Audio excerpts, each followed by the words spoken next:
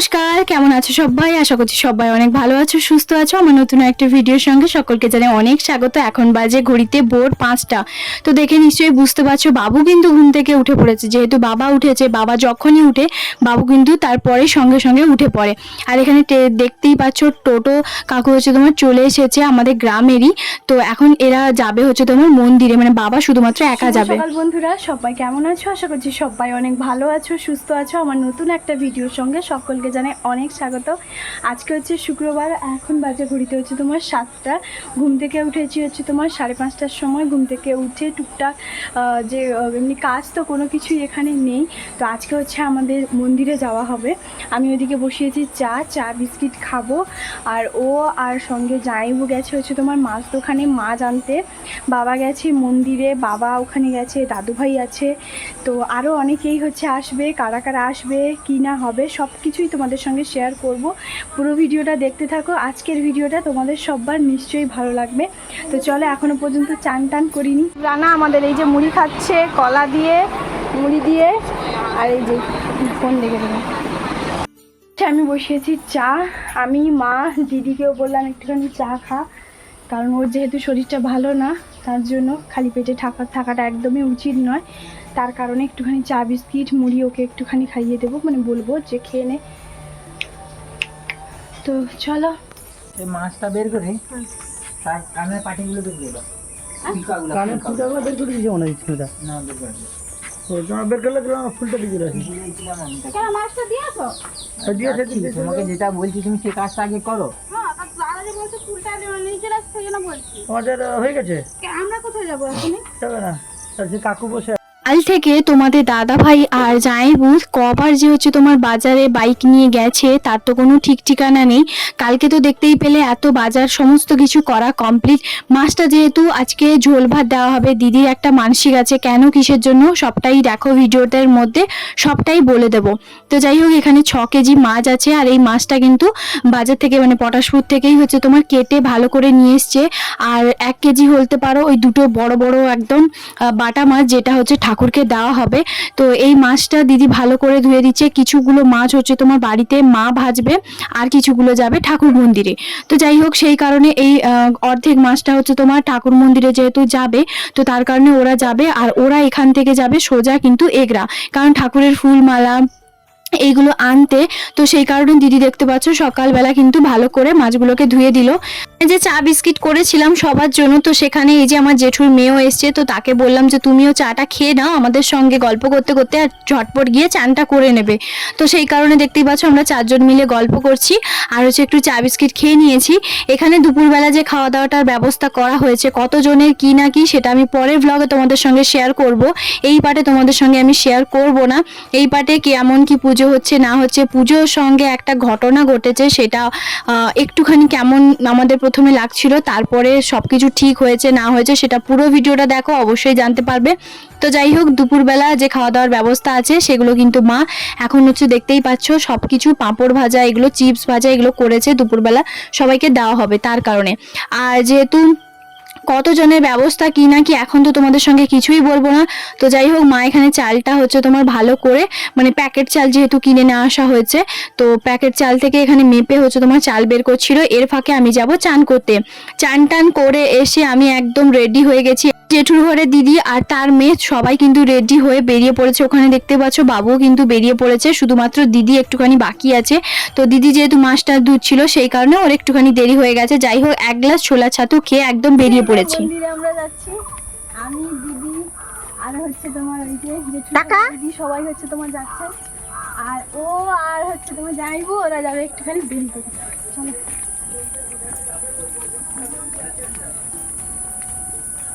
বলতে এই গরমের মধ্যে সেরকম ভারী কোনো শাড়ি পরার কোনো রকম কোনো ইচ্ছে নেই, তাই মা হচ্ছে বলল যে এই শাড়িটা পর, আর দিদিও বেশ বললো যে হ্যাঁ এই শাড়িটা পর, যে শাড়িটা আমি মাকে জামাই ষষ্ঠীতে দিয়েছিলাম।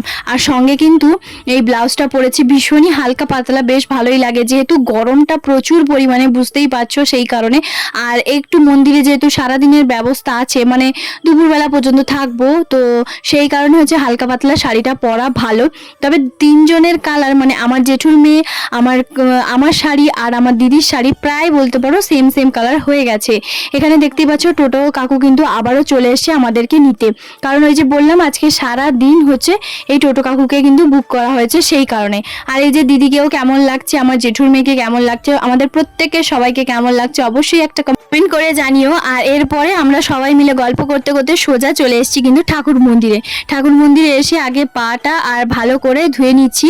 আর আমি কিন্তু আলতা টালতা সমস্ত কিছু সকালবেলা চান টান করে পরে নিয়েছিলাম, সেগুলো তোমাদের সঙ্গে ভিডিও করিনি। আর আজকে জানো তো আমরাই শুধুমাত্র একদম মন্দিরে ঝোল ভাত নিয়ে এসেছি। দেখতেই পাচ্ছ এখানে কিন্তু দাদু ভাই আছে, দাদু ভাই তো ভোর 4টা থেকে এসে এইখানে আছে, কারণ যেহেতু আমার মামার বাড়িটা একদমই এইখানেই কাছাকাছি। বাবাও তো সেই ভোর 5টা 5:30 থেকে এসছে, মাসিমা এসছে 7:30টার সময়, কারণ ও এসে ছেড়ে দিয়ে গেছে। আর এই যে দাদুভাইকে মন্দিরে ঢোকার আগে একটুখানি প্রণাম করলাম, দাদুভাই বললো মায়ের সামনে প্রণাম করার দরকার নেই, তো যাই হোক কি আর করবো বলো। তো তারপরে এই যে মন্দিরে হচ্ছে তোমার সিঁড়িতে প্রণাম করে এইখানে যা আমি বসছি, তো ঘন্টাটা বাজিয়ে তারপরে একদম পুজো শেষ হওয়ার পরে আমি এখান থেকে উঠেছি, বিশ্বাস করবে না। কারণ না আমি মায়ের মন্দিরে এলে আমার ভীষণ শান্ত লাগে, মনটা একটা আলাদাই।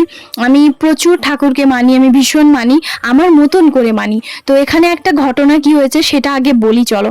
এখানে একটা ঘটনা কি হয়েছে, দিদি তো 5টা শাড়ি নিয়ে এসছে, উত্তরী নিয়ে এসছে, ধুতি নিয়ে এসছে।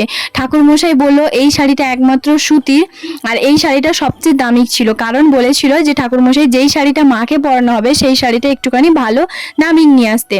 এই মতন এই শাড়িটা হচ্ছে তোমার নিয়ে এসেছিল। তারপরে কি হয়েছে, আর যে বাদ বাকি 4টা শাড়ি সেইগুলো কিন্তু দোকানদার ঠকিয়ে দিয়েছে, বলেছে কিনা সুতির, তবে সেগুলো নাকি সুতির নয়, যেটা ঠাকুরমশাই বললো। তো সেই কারণে দিদি বলল যে মানে যে তাহলে কি করা যাবে ঠাকুরমশাই, তখন ঠাকুরমশাই বলল যে কোনো ব্যাপার নয়, একটা শাড়ি যেটা মার জন্য তুমি নিয়ে এসছো সেটা আমি পরিয়ে দিচ্ছি, আর বাদ বাকি যে 4টে শাড়ি সেইগুলো কিন্তু সুতির নয়, আমি ঠাকুরের পায়ে দিয়ে দেবো।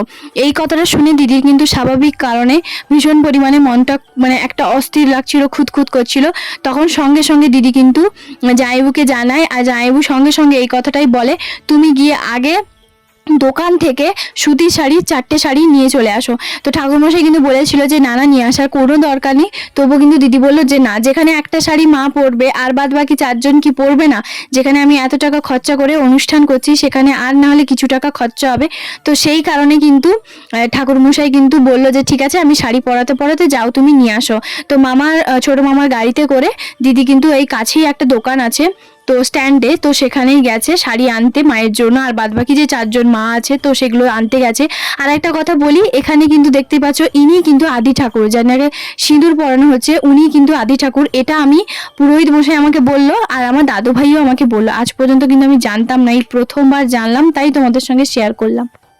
প্রিয়া শীতলা মায়ের মন্দিরে কে কে এসছো, যারা আমার পাশে আছো ভিডিও দেখো, জানো কিনা অবশ্যই জানিও, আর এসছো কিনা অবশ্যই জানিও। আমি তো প্রচুর বিয়ের আগে এসছি, আমি আর আমার একজন জেঠুর মেয়ে প্রায় সকাল সকাল কিছু না একটু ঠাকুরের জন্য ভোগ নিয়ে চলে আসতাম, সকালবেলা পুজো দিয়ে চলে যেতাম, এরকমটাই করতাম। আমার ভীষণ ভালো লাগে ঠাকুরের মন্দিরে যেতে। যখন দেখবে আশেপাশে মানুষ কেউ কি তোমাকে কিছু বলছে, কাউকে কোনো কিছু পাত্তা দেওয়ার দরকার নেই, সবসময় নিজের মতন একা থাকবে, মন্দিরে যাবে, জিম করবে, দ্বিতীয় কথা হচ্ছে বই পড়বে, এই 3টে জিনিস যদি করো না, সত্যি কথা বলতে মনটা ভীষণ শান্তি হয়, ভীষণ শান্তি। বিশেষ করে ঠাকুর মন্দিরে সারাদিন বসে থাকলে সে যে কি আলাদা একটা শান্তি, সেটা যারা যাও বা জানো সেটা অবশ্যই জানিও। আমার তো ভীষণ ভালো লাগে, আমাকে সারাদিন মন্দিরে আমাকে এদিক সেদিক না যেতে, আমাকে যদি মন্দিরে যদি যাওয়া হয় আমার ভীষণ ভালো লাগে। আর তোমরা সবাই জানো আমি বাড়ি যখনই আসি প্রায় মন্দিরে মানে যাই, আমার পছন্দ হয়। বিশেষ করে আমার বাড়ির সামনে যে মনসা মন্দির, সেখানেও আমি কিন্তু পুজো দিই। যাই হোক, এখানে দেখতেই পাচ্ছ আমার জেঠুর মেয়ে হচ্ছে ফল কাটছিল, আর ওর ফল কাটার পরে দিদি কিন্তু নিয়ে চলে এসে শাড়িগুলো, যে বললাম তোমাদেরকে যে শাড়িগুলো কিন্তু আনতে গেছিলো। আর এরপরে ঠাকুরমশাই বললো ঠিক আছে, আমি তো পুজোটা এই সময় মাত্র শুরু করলাম, তো তারপরেই কিন্তু ঠাকুরমশাই শাড়ি ভালো করে কুচি টুচি করে প্রত্যেকটা শাড়ি মাকে কিন্তু পরিয়ে দিচ্ছিল। শুরু হতে শেষ হতে অনেকটাই বাকি আছে, তো সেই কারণে ওরা কিন্তু এখনো পর্যন্ত আসেনি, মানে তোমাদের দাদা ভাই আমার জামাইবু এখনো পর্যন্ত আসেনি। ওরা এখন চান টান করছে, যেহেতু সেই কাল থেকে তো ওরা প্রচুর দৌড়েছে, আর আজকে সকালবেলা থেকে প্রচুর দৌড়াদৌড়ি ছুটাছুটি করেছে বাইক টাইক নিয়ে, সেই জন্য ওরা এখন চান টান করে আসছে। আর এখানে ততক্ষণে ঠাকুরকে এই যে দেখতেই পাচ্ছ কুচি টুচি করে সুন্দর করে যেভাবে শাড়ি পরানো হয়, শাড়ি কিন্তু প্রত্যেককে পরিয়ে দিয়েছে, ধুতি উত্তরীয় যা যা ঠাকুরকে লাগে সমস্ত কিছু কমপ্লিট। এই জিনিসটাই একটা মনের মধ্যে খুঁতখুত থাকার চেয়ে, তো সেটা হয়ে গেছে, এখন আর কোনো অসুবিধে নেই।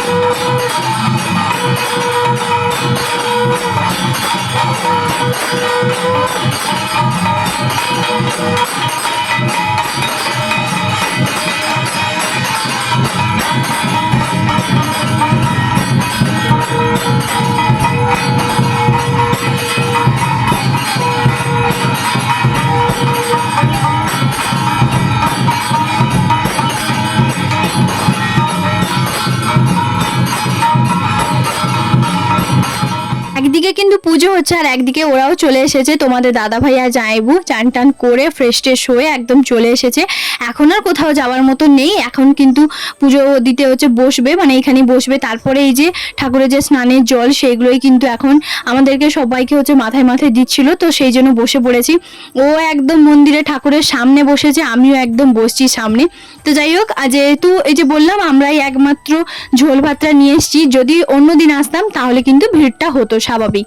তো যাই হোক, এখানে একটা ঘটনা কি ঘটেছে, যখন শিব মন্দিরে যাব, যেহেতু শীতলা মায়ের পুজো ওদিকে কমপ্লিট, যেহেতু এখন শিব মন্দিরে যাব, তো তার আগেও আমাকে একটা কানে কানে একটা কথা বলেছে, সেটা কি না কি সেটা তো আমি তোমাদেরকে বলতে পারবো না। তো সেই কথাটা আমাকে বললো যে তুমি ষাঁড়টার দুটো কানে হচ্ছে বলে দাও। তো সেই জন্য দেখতে পাচ্ছ শিবের হচ্ছে তোমার এই যে ষাঁড় এই যে নিয়ে আমি হচ্ছে কানে কানে বলে দিয়েছি। তো যাই হোক, আমার ইচ্ছে যদি পূরণ হয় অবশ্যই তো শেয়ার করব তখন তোমাদের সঙ্গে। তো চলো, আশা করছি ভগবানের কাছে যেন ইচ্ছেটা পূরণ হয়। তারপরে আমার একজন দিদির ছেলেকে, তো সে বড় ছেলে, তাকে আমি বললাম উল্টো দিক করে ফোনটা ধরো, তো সে এইভাবে হচ্ছে তোমার ভিডিওটা করে দিচ্ছিল। যাই হোক, আমার বাবুকে যদি বলতাম, ও কিন্তু বেশ সুন্দরভাবে ভিডিওটা এখন করতে জানে, বেশ শিখে গেছে আর ও বেশ পছন্দও করে। তো তারপরে শিবের মন্দিরেও কিন্তু ওখানে পুজো দেওয়া হয়ে গেছে, যেহেতু আমরা সবাই মানে পুষ্পাঞ্জলি দিলাম সেই কারণে। আর এখানে দেখতে পাচ্ছ ছোট মামা কিন্তু মাইমাকে আর মিঠিকে নিয়ে চলে এসেছে। তো এরপরে আমরা সবাই মিলে এখানে একটুখানি কথা বলছিলাম, একটু ফটো তুলছিলাম, যেহেতু আমরা সবাই একসঙ্গে সেই কারণে। মানে গাছের কাছে একটা ঠাকুর, কিছু পাথর, মূর্তি, এইসব হয়তো অনেক কিছু নিয়ম আছে যেগুলো আমি জানি না, তাই উল্টো পাল্টা আমি তোমাদের সঙ্গে কোনো কিছু শেয়ার করতে চাই না। তো যাই হোক, এখানে তারপরে যেহেতু মাইমা ওরা দেরি করে এসছে, তো এখন শুধুমাত্র ভোগটা না কিছু একটা দেবে এরকমটাই বললো।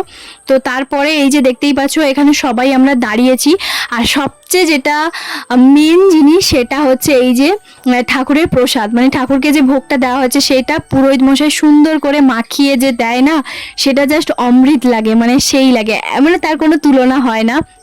সেটা যে কোনো ঠাকুরের যে কোনো প্রসাদই হোক না কেন ভীষণ ভালো লাগে, সেটা তো জানো।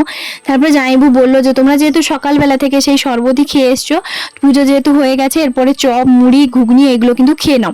খাওয়া দাওয়া করে নিয়েছি, ওখানে দেখতে পাচ্ছ ওকেও ডাকলাম, ও বলল না আমি এখন কিছু খাবো না, যেহেতু ও ওই শরবত তারপরে কলা এইসব সকালবেলা খেয়েছিল সেই কারণে। ও এখন যাচ্ছে মাকে আনতে, ও কারণ মা এখন বেরিয়ে রেডি হয়ে গেছে, আর পুজো শেষ হয়ে গেছে কিন্তু মা এখন আসছে ওই জিনিসপত্র সমস্ত কিছু ঠিকঠাকভাবে এসছে কিনা এইসব জন্য।